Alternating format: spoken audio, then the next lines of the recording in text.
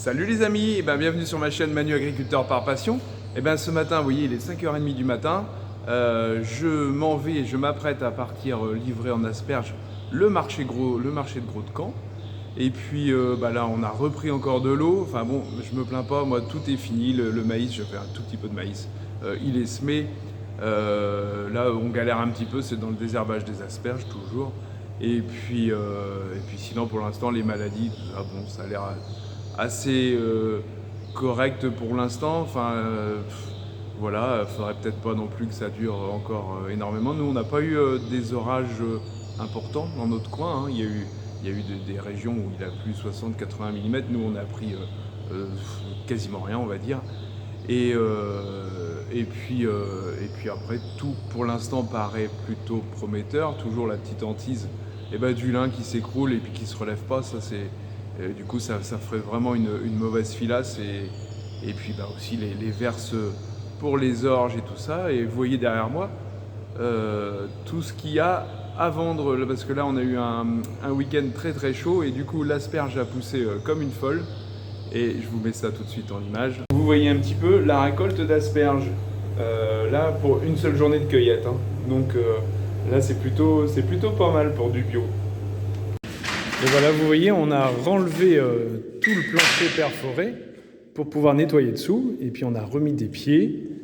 On a ressoudé des pieds aussi. Parce que ça, c'est donc la cellule sécheuse. Et pour ça que la différence par rapport aux autres, c'est qu'elle, vous voyez là, un manège pour remuer le grain. Et donc là, on est en train de finir tout ça entre deux récoltes d'asperges. Et puis voilà, vous voyez, on a toujours de l'occupation. Donc vous voyez, c'est ça le plancher perforé, vous voyez. Il y a des tout petits trous là. Alors, donc ça, c'est un plancher colza. Donc, ce qui permet forcément de laisser passer l'air et que la graine ne touche pas le sol. Donc vous voyez, là en plus, étant donné que c'est le séchoir, vous voyez, il y a une hauteur beaucoup plus importante que les autres. Donc là, pour que vous compreniez bien, il y a le puits central donc, qui prend le grain avec la vis racleuse là sur le côté et qui envoie le grain de l'autre côté sur la tête verticale pour charger dans le camion. Dans mes premières vidéos, je vous avais parlé de probiotiques que j'avais mis dans des champs. Donc là, aujourd'hui, on a fait 2 profils culturaux à l'aide du télescopique derrière moi. Et puis, on a quand même vu des choses intéressantes. Alors, je vous avoue que c'est un essai, j'y croyais. Je n'étais pas 100% convaincu quand même. Je pense qu'il y a quelque chose quand même. Le probiotique peut quand même amener un développement de champignons. Et ça peut être pas mal, surtout sur la dégradation des pailles. Donc là, dans la parcelle où je me trouve, il y avait vraiment un gros matelas pailleux. C'était du blé peut-être, il y avait peut-être 7 tonnes de paille. Et tout était broyé, donc c'était vraiment un gros matelas. Là-dessus, j'avais rajouté aussi du compost, un compost que je travaille moi-même, c'est-à-dire que j'ai du compost de ville, broyé entre guillemets grossièrement. Et moi, je le garde 2 à 3 ans dans un champ. Et je le fais repasser un aérateur d'Andin dessus et voilà, je les pends à peu près à 10 tonnes hectare.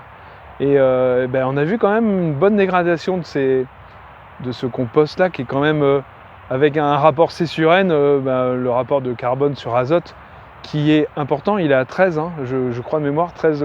Donc forcément, plus vous avez un rapport C sur N important, en fait, plus il est de plus en plus ligneux en fait et par exemple un compost, une fiente ou quelque chose comme ça, vous avez souvent des rapports C sur N de 3 à 5 quoi.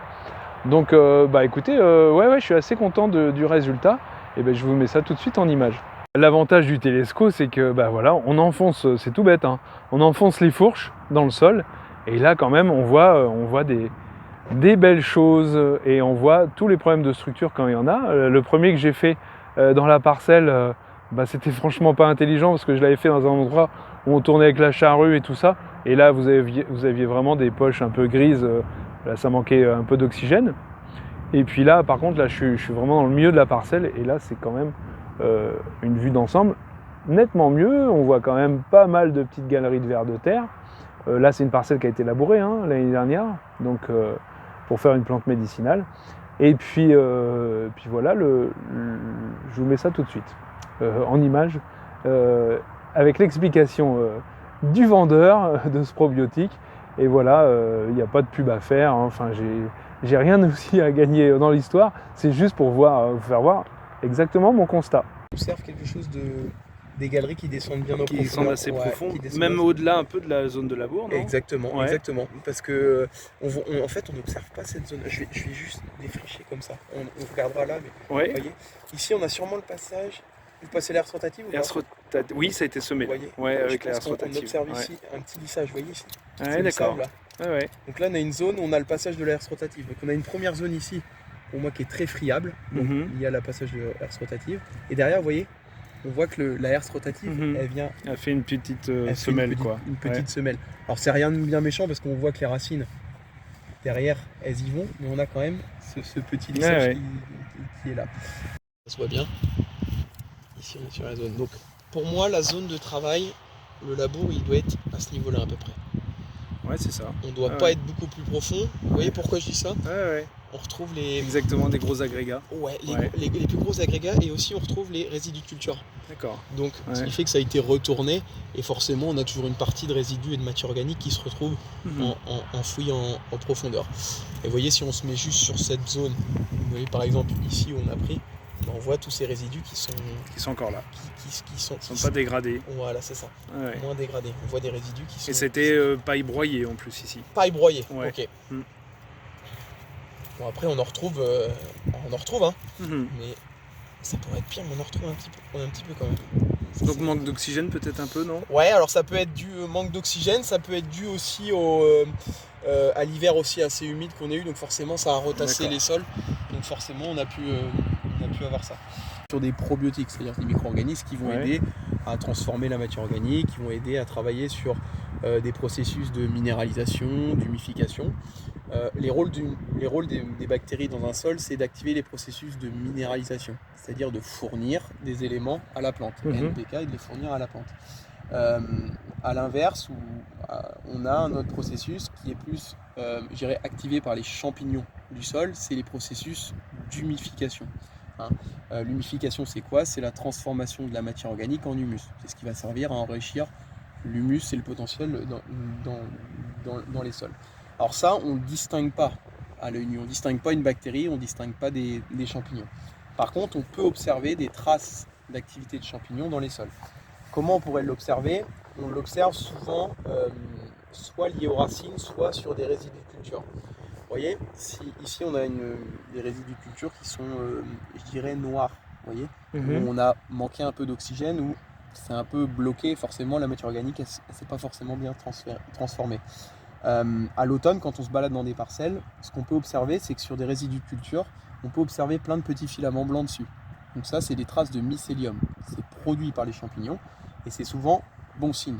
Donc dans un sol, quand on observe des résidus de culture qui sont remplis, je dirais, de filaments blancs dessus, ça veut dire qu'ils sont dans un bon processus de transformation, processus d'humification. Et à l'inverse, quand on a justement des sols qui sont compactés, bloqués, et qu'on retrouve tous les résidus de culture qui sont intacts, là c'est signe que justement la matière organique elle se transforme pas. Ou même des fois noire, on retrouve plein de petits pigments charbonnés, ça veut dire que justement cette matière elle est bloquée, elle putréfie, elle évolue pas. D'accord. Or ici, donc là c'est plutôt horizontal quoi. Et une densité racinaire qui est là. Ouais, d'accord. Donc ça c'est plutôt bon signe. Non, c'est plutôt bien. Et voyez par ici, là on voit. Donc d'après vous, probiotique ou pas probiotique? On va les voir à côté. Moi je préfère. Ces petites galeries qui transitent, on retrouve des résidus là. Un peu plus Peut-être, ouais.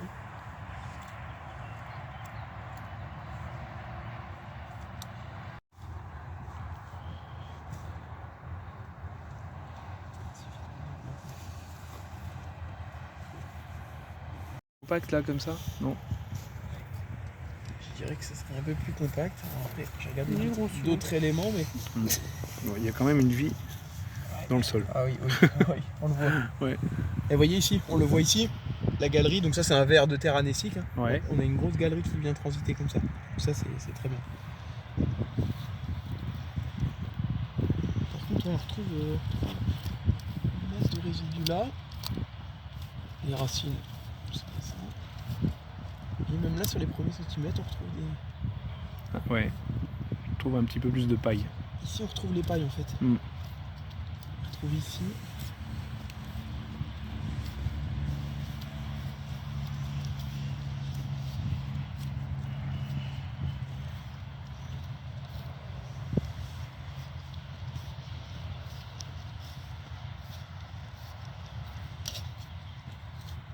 Vous voyez, ici on retrouve ces galeries en profondeur qui vont chercher. Et c'est ce qu'on veut, hein, on a quelque chose d'homogène ici. Vers de terre. Alors ça c'est un endogé, vous voyez, en profondeur.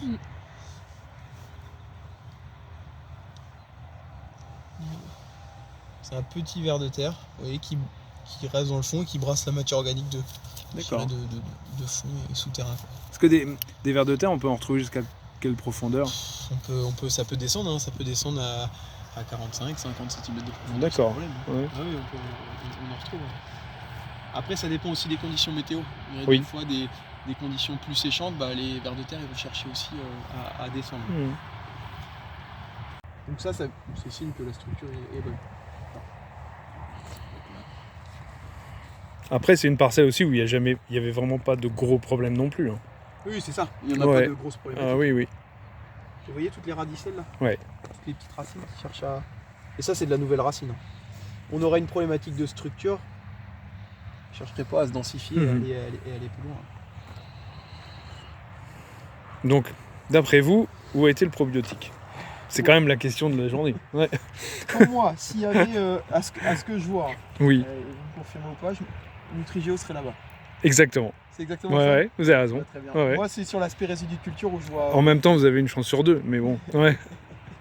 non. Bon, mais encore une semaine, c'est encore passé, encore bien rempli. On est toujours dans les asperges. On arrive, je pense, encore à 8-10 jours. Bon, 10 jours quand même de récolte. Et puis là, ça va se terminer. Là, on va bientôt faire la semaine prochaine les épandages d'engrais.